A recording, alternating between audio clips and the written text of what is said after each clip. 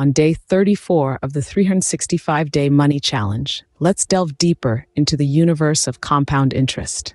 This term, often revered as the eighth wonder of the world by finance gurus, holds a pivotal role in shaping your financial future. Compound interest, in its true essence, symbolizes the principle of making your money work for you, rather than you working for your money. It's a powerful concept in finance that identifies the potential of a penny saved today. While simple interest provides linear growth to your investment, compound interest promotes exponential growth. Simple interest is calculated only on the initial amount or principal that you invested, whereas compound interest is calculated on the principal amount and the accumulated interest of previous periods. Imagine snowball rolling down a hill, gaining more snow and momentum as it goes along. That's how compound interest works on your investments. The initial stages may seem slow, but as your investment time span increases, so does the impact of compounding. This marvel of finance occurs when the interest earned on an investment or loan is added back to the original principal amount. Then, the next cycle of interest calculation is done not merely on the principal, but instead on this updated larger total. Over time, this leads to the formation of an ever-growing financial snowball. This compounding effect, therefore, accelerates the pace at which your wealth grows to substantial increases over extended periods. It is an essential tool for wealth creation and a gift to patient investors, proving the adage that time is money. This compounding effect accelerates wealth growth over time. For instance, let's say you invest $1,000 at a 5% annual interest rate. This is a relatively simple concept to grasp, but its implications can be quite profound. Think of it this way. You've placed your money in an account that promises to reward you with a small percentage of what you've deposited on an annual basis. In this scenario, after the first year, you'd have $1,050. The math is straightforward. The or whatever financial institution you're dealing with takes your initial investment, multiplies it by the agreed interest rate, and then adds that amount to your original sum. The beauty of this process is that it doesn't stop there. As we venture into the second year, an interesting thing happens. Earned interest becomes part of your investment, meaning you earn interest not just on the initial $1,000, but also on the $50 interest from the first year. This method is called compound interest, and it's one of the most powerful tools in finance.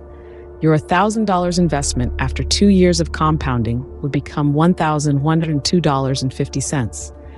You might think it's just a 50 to the 50 difference your original amount, but consider the impact over a longer period. The interest you earn each year is added to your initial sum, creating a snowball effect. Compound interest works quietly, but with time, it has the potential to transform tiny amounts into a substantial sum. That's why it's not just about investing, it's about investing for a significant period. Over many years, this compounding can significantly boost your returns. It's a key factor in long-term investing and saving. The formula for compound interest is given by A equals P1 plus R by N squared NT. To elaborate further on this, let's break down the individual components of this equation. The variable A is used to denote the future value of the investment or loan. This includes the accrued interest. This is the amount you will have in your account after a certain period of time. Next, we have P, stands for the principal amount. This is your initial investment or the amount of money you start with. It can be the amount you wish to invest or loan. Then we encounter R, which represents the annual interest rate. This is usually a percentage, but in the formula, it's represented as a decimal. For instance, if you have an annual interest rate of 5%, it would be represented as 0.05 in the formula. This is a crucial component as it determines how much additional money you will earn or owe. The N in the formula represents the number of times that interest is compounded per unit T. Term compounding refers to the process where the interest earned over a period of time is added to the principal amount and then interest is calculated on the new total. Finally, T denotes the time the money is invested or borrowed, expressed in years. This could range from a few months to several years, depending on the terms of the investment or loan. Understanding the elements of this formula is crucial to accurately calculate compound interest and ultimately in making effective financial decisions. So remember, the formula for compound interest is A equal P1, where A is the future value of the investment loan, including interest. P is the principal amount, initial investment. R is the annual interest rate as a decimal. N is the number of times that interest is compounded per unit T. T is the time the money is invested or borrowed for in years. The more frequently interest is compounded, the higher the overall return. This is a piece of financial wisdom that is universally agreed upon. Now, when we talk about compounded interest, what are we really referring to? Essentially, it's the snowball effect that occurs when the interest you earn on your savings or investments begins to earn interest of its own. It may sound like a complicated concept, but it's actually quite simple. Let's take a closer look. Imagine you deposit a certain sum into a savings account. Over time, you earn interest on this original amount. Now, if you leave this interest in your account, it becomes a part of your initial deposit. As a result, the next time interest is calculated, it's based not only on your original amount, but also on the interest you've already earned. The magic lies in the frequency.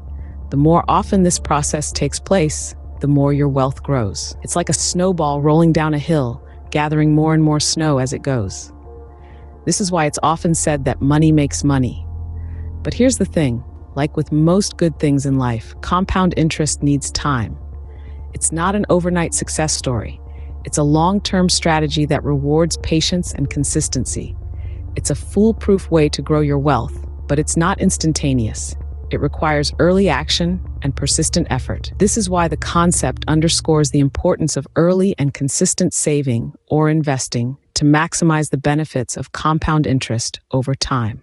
The Rule of 72 can be an invaluable tool in understanding the time frame required for an investment to double in value based on its compound interest rate. This rule is a simple mathematical principle that offers an efficient way to calculate the length of time your investment will take to double without having to resort to more complex financial equations. It's a handy shortcut, a way to cut through the financial jargon and get straight to the numbers that matter.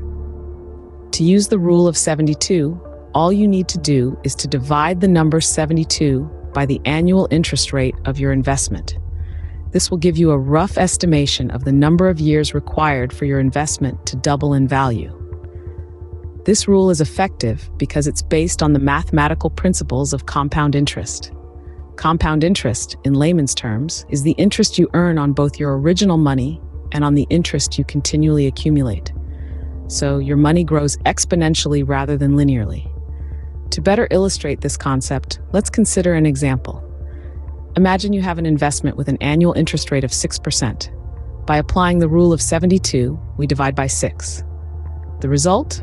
A round figure of 12. This indicates that it would take approximately 12 years for your investment to double in value, assuming the interest rate remains constant. It's important to remember, however, that the Rule of 72 is an approximation. It provides a very handy and quick estimate, but it's not an exact calculation. Many variables can affect the growth of your investment, such as the volatility of the market, changes in interest rates, and the frequency of compounding.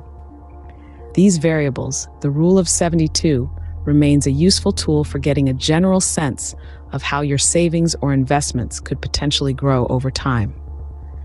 The beauty of the Rule of 72 is that it distills complex financial concepts into a single, easily understood equation. It's like having a financial crystal ball that can give you a glimpse into your financial future. So even if you're not a financial wizard, this rule is a handy tool for assessing the potential growth of your savings or investments without delving into complex calculations. It's essential to be aware of the impact of inflation on your investments. In the financial world, inflation is a critical factor to consider because it is a force that silently and slowly erodes the purchasing power of your money over time.